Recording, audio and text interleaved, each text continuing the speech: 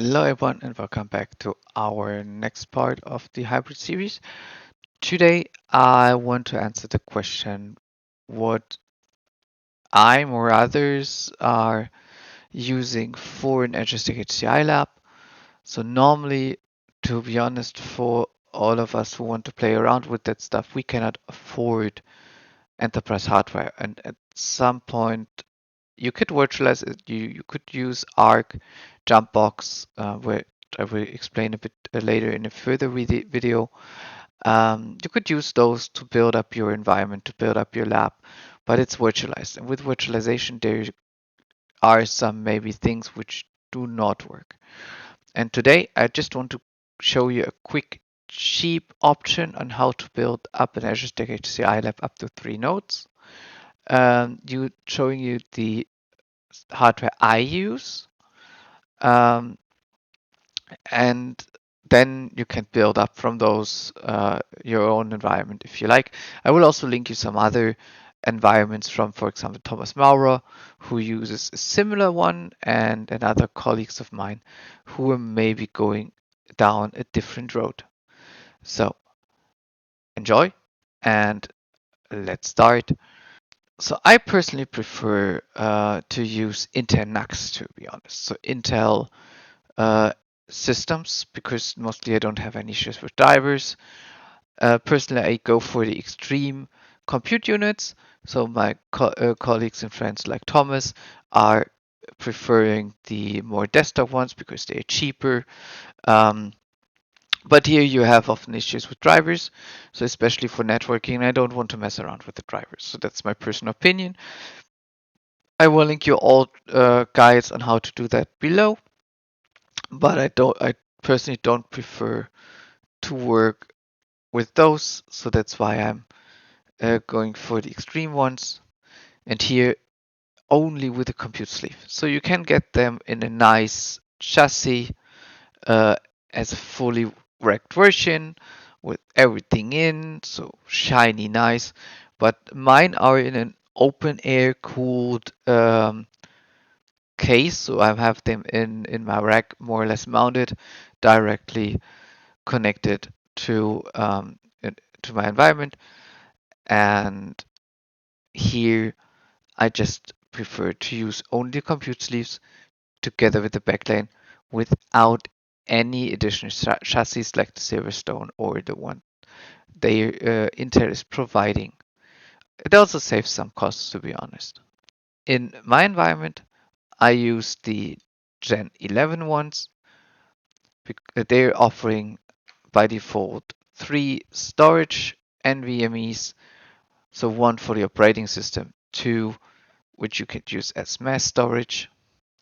I will show you later on how you can add additional storage to that, because there's one thing we don't use.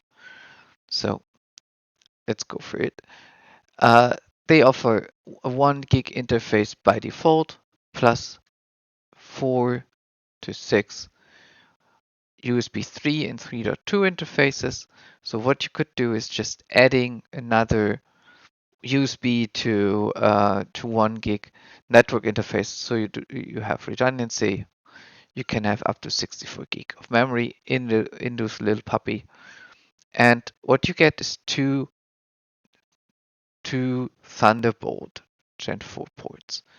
So those can be used for the storage traffic.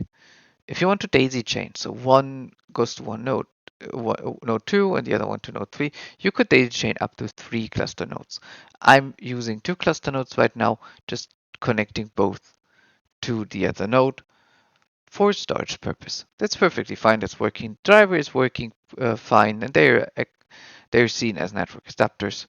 So our friends from the Prague group, especially Cosmos Darwin, big thanks to him, made that possible a few years ago. I said you can also put them in such a chassis, which is perfectly fine. If you need 2 of those, I still have 2 of those laying around here. So as you may saw on the picture here, we're using a daughter board. The daughter board has this one connector for the compute sleeve, and there's another PCIe 16 lane port available it's a Gen 5 or Gen 4, depending on what you buy. To add additional storage, what I'm doing is going for a PCIe to M2 adapter, which is basically a PCI card, where you can add up to 4 additional M.2 devices. Be careful because normally an Intel CPU has only up to 20 PCI lanes. So with the graphics card, that is perfectly fine. So you could work around with those lanes. What I encountered, not all of those cards here, you can add all the 4 cards because you're using too many lanes. So what I did is just adding a 2 port or 8 more lanes, so 2 more M.2s to my environment. So it gave me 4 storage NVMe's, which is more than enough for my use cases. And for the NVMe's, I'm just simply using Crucial P5s, 1 terabyte consumer SSDs. So I don't care. I don't have that much load. The performance is more than enough. And yeah, if they break, it's cheaper to replace those, especially with discount they mostly have with the providers, than using an enterprise NVMe. For switching, if you don't want to test SDN, etc., then you do not need to have additional, let's say, BGP requirements to the switch. So in my environment, I'm using the 24 port Ubiquiti Pro because of the 10 gig uplink ports, because my core environment is at home and within the lab is 10 gig with the aggregation switch connected to a 16 port PoE for my home use with 1 gig, and lab environment and upstream to internet, etc. is configured with 10 gig at the moment. So that's basically my lab environment. The daughter board, 2 of those to have the connection to my compute units using the Intel 11th gen compute units. You could also use the 12th gen, 13th gen, but those were the, let's say, less expensive compared to what I need at the time I built up my lab. And then using some consumer disks, some consumer supported memory, and Ubiquiti switches.